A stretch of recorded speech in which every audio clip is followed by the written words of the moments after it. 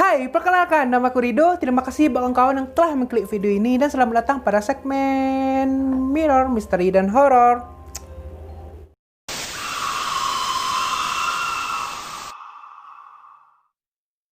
Hai kawan-kawan semua, bagaimana kabar kalian? Semoga sehat selalu. Bagaimana keadaan kawan-kawan semua dalam pandemi ini? Semoga diberi kelancaran, kemudahan, rezeki, dan yang lainnya ya. Nah, kali ini aku membahas tentang urban legend yang begitu terkenal pada masanya, yaitu hantu Kandole. Hantu Kandole merupakan urban legend yang begitu terkenal dari Pulau Sulawesi di Indonesia. Lebih tepatnya berada di wilayah Sulawesi Tenggara. Makhluk ini berupa sesosok hantu wanita yang begitu sangat cantik, yang gemar menggoda manusia, yaitunya kaum pria sebagai mangsanya.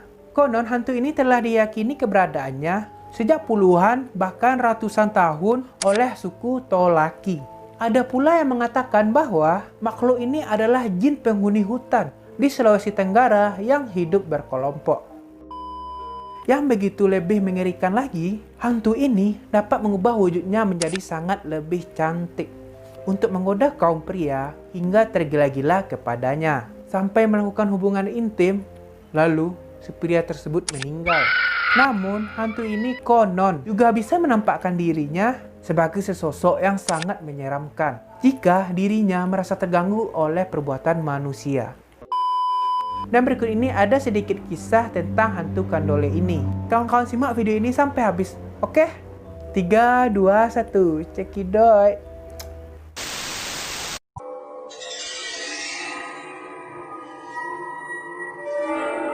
Kandole adalah istilah yang diambil dari bahasa suku Tolaki. Suku asli yang mendiami sebagian besar wilayah Provinsi Sulawesi Tenggara, yang berarti hantu perempuan. Kandole ini dapat disamakan sejenis kuntilanak. Tapi bagaimanapun, Kandole ini tetap istimewa dari kuntilanak. Tapi kenapa Kandole ini lebih istimewa? Yaitunya Kandole hobi menggoda kaum pria itu tadi. Asal-muasal muncul Kandole di daerah itu diakibatkan oleh karena banyaknya pembantaian, pemerkosaan, dan penganiayaan terhadap kaum wanita di masa lalu, yang mengakibatkan banyaknya kaum wanita yang mati secara mengenaskan, baik itu bunuh diri maupun diperkosa terlebih dahulu kemudian dibunuh, lalu mayatnya ini dibuang ke hutan. Itulah yang menyebabkan kaum wanita yang terbunuh itu ruhnya ini menjadi gentayangan dan hanya mengganggu kaum lelaki saja, dan sering menuntut balas dendam kepada para pria. Mereka bakal melakukan banyak hal agar bisa membuat para pria ini bertekuk lutut di depannya dengan merubah wujud mereka menjadi wanita yang sangat cantik dan berbadan body goals atau sangat seksi, atau menjadi sangat cantik seperti halnya bidadari. Ngeri itu. Aku juga mau dong, canda. Meskipun cantik, tapi mereka ini jahat.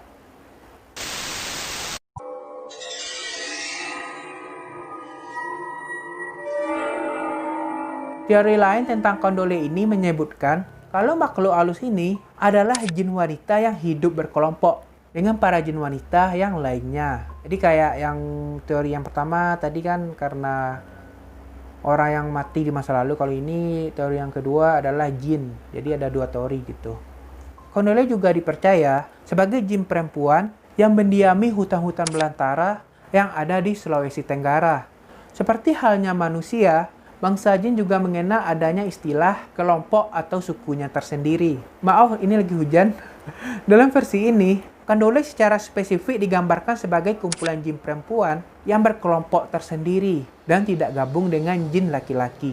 Nah, cara agar Kandole ini dapat mempertahankan keturunannya adalah berhubungan badan dengan jin pria. Untuk mendapatkan jin pria ini, mereka ini melakukan dengan dua cara. Yang pertama dengan menculik jin pria malang yang hidupnya akan berubah menjadi budak. Yang kedua, menggoda jin pria yang lain yang akhirnya tunduk dan mau melakukan semua perintah yang diberikan Kandole ini. Ini dapat terjadi mengingat jin laki-laki yang ditaklukkan itu berada di daerah kekuasaan jin perempuan yang bernama Kandole tersebut. Sehingga dengan kekuasaannya Kandole ini yang berada di Sulawesi Tenggara, maka jin laki-laki bakal tunduk dan takluk terhadap mereka. Jangankan jin laki-laki, bahkan manusia berjenis kelamin laki-laki juga sangat mudah dipermainkan oleh Kandole ini. Sesosok Kandole yang bisa berupa wujud wanita cantik berambut panjang ini sangat senang menyerang buah zakar milik kaum pria atau organ kelamin milik laki-laki.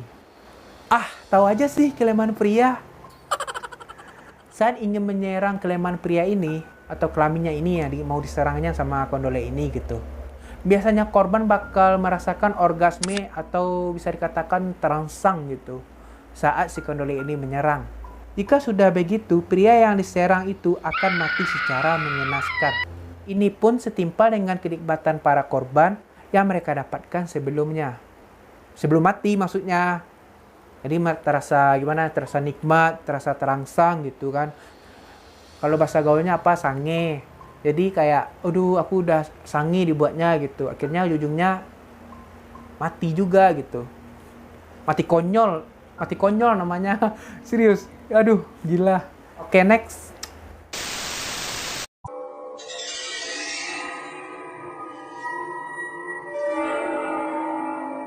Dalam beberapa kejadian yang pernah terjadi, rupanya hantu kondole suka dijadikan peliharaan oleh manusia maupun sebagai simpanannya. Lantaran mereka punya kecantikan yang luar biasa. Oknum-oknum dukun di kawasan setempat biasanya sering menjadikan kondole ini sebagai sumber penghasilan mereka. Mereka bakal menawarkan pernikahan dengan hantu kondole kepada pria hidung belang dengan imbalan mahar jutaan rupiah. Nggak bisa lo bayangin gitu. Tapi ada juga dimanfaatkan oleh kalangan paranormal di daerah itu untuk mencelakai orang lain.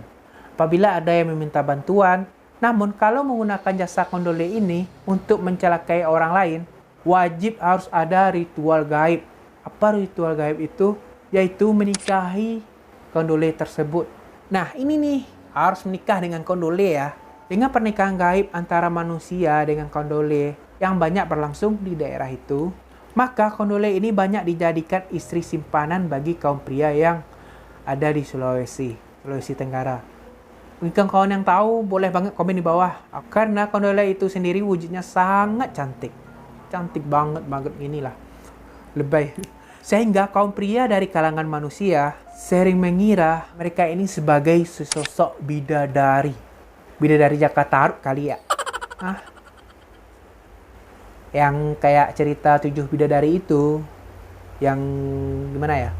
Yang selendangnya itu dicuri gitu. Gak bisa lagi balik ke kayangan. Padahal itu kan seri itu kan kondole kan.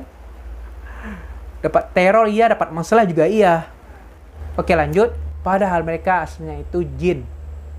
Yang jelas bukan bidadari ya. Bidadari ya paling di surga lah, bukan di bumi tempatnya. Atau mungkin di kayangan. Apabila telah menjadi peliharaan manusia, biasanya kondole ini diberi semacam kamar khusus dengan desain yang sangat bagus, seperti halnya kamar pengantin. Kenapa? Supaya mereka betah untuk menjadi peliharaan maupun menjadi istri simpanan. Kebiasaan buruk kondole yang banyak menyerang kemaluan kaum pria belum tentu karena suruhan orang, tetapi karena instingnya itu tadi sebagai jin monoseksual yang memang senang menyerang buah zakar pria sebagai permainan. Jahat kali kau. Tapi tenang aja bukan kawan yang kaum pria ya yang nonton video ini. Ada cara kok kita ini kaum pria supaya terhindar dari serangan mereka. Yaitunya secara tradisi, biasanya orang membawa obor atau lampu apabila keluar rumah pada malam hari. Bukan kondole takut kepada manusia, tetapi biasanya jin perempuan malu menampakkan wajahnya kepada orang yang bakal diserang kelaminnya itu. Kelamin si pria ini gitu. Bakal diserang kondole. Jadi kayaknya mereka ini malu kalau ada di tempat terang gitu. Kurang lebih kayaknya seperti itu gitu. Lah, itu rahasianya. Udah aku kasih tahu kepada kawan-kawan yang mungkin berada di Sulawesi Tenggara ya.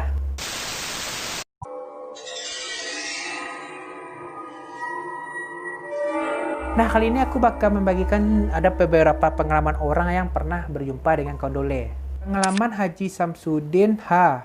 yang berumur 65 tahun. Mantan karyawan PT Aneka Tambang Pomala. Sewaktu muda dulu, si Samsudin ini memiliki hobi berburu rusa. Suatu hari, ketika dia berangkat untuk berburu di salah satu hutan di Pomala. Di tengah hutan, dia bertemu dengan seorang wanita yang sangat cantik. Lalu diajaklah berkenalan sama wanita ini. wanita ini yang mau berkenalan dengan si Samsudin ini.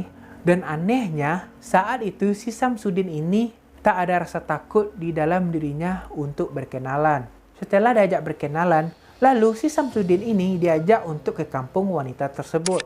Udah lah ya kan, ibaratnya si Samsudin ini mau aja dibawa sama wanita itu gitu. Setibanya di kampung yang dimaksud, Samsudin ini menyaksikan deretan rumah yang amat bersih. Dan yang mengherankan bagi Samsudin ialah seluruh penghuni kampung tersebut adalah wanita semuanya. Tak ada satupun pria di sana. Selanjutnya, Samsudin ini diajak bertemu dengan pimpinan di kampung wanita itu.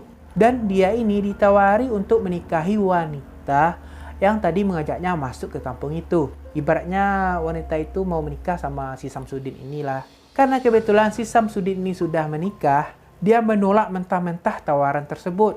Akhirnya sesaat kemudian, Samsudin ini tertidur dan setelah sadar, dia menemukan dirinya sudah ada di bawah batang pohon besar. Rupanya kalangan Kondole ini juga punya etika yang baik. Ternyata Samsudin yang menolak kawin dengan Kondole ini dengan alasan sudah punya istri. Untungnya Kondole ini tidak sampai mencelakai si Samsudin ini, melainkan hanya dibuang keluar dari perkampungan jin Kondole tersebut. Nih ada lagi cerita nih yang begitu menarik buatku. Ada seseorang yang bernama Ali. Dia bekerja sebagai wartawan mitos.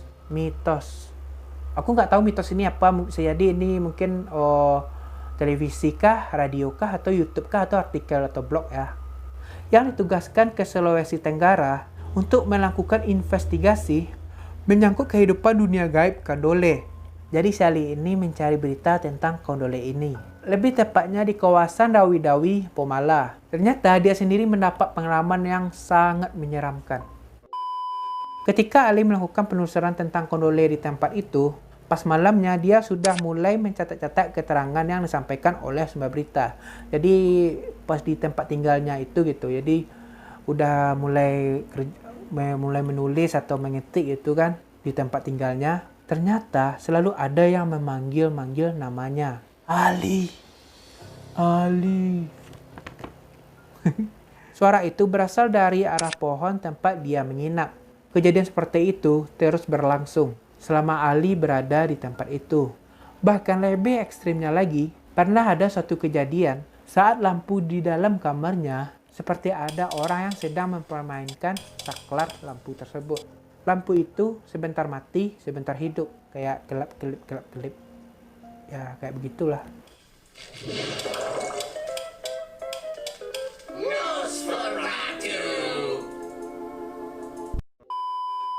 Agaknya Kondole yang memanggil nama Ali tersebut sudah marah karena kehidupannya bakal diberitakan. Yang tentu saja akan mengungkap sisi jeleknya Kondole tersebut. Si Kondole ini tentunya sangat jengkel kepada Ali, lalu mengganggu Ali selama berada di kampung itu. Bahkan Kondole yang marah tersebut mencoba menampakkan dirinya kepada Ali dalam keadaan yang sangat jelek atau sangat mengerikan. Rupanya bila Kondole ini marah, maka yang dia munculkan adalah wajahnya yang jelek, bukan dengan wajah yang cantik. Seperti yang diketahui bahwa bangsa jin dapat mengubah-ubah wajah dan penampilannya sesuai yang dikehendakinya. Dia kadang mengecil, kadang tubuhnya itu juga bisa membesar. Kurang lebih seperti itulah Kondole tersebut.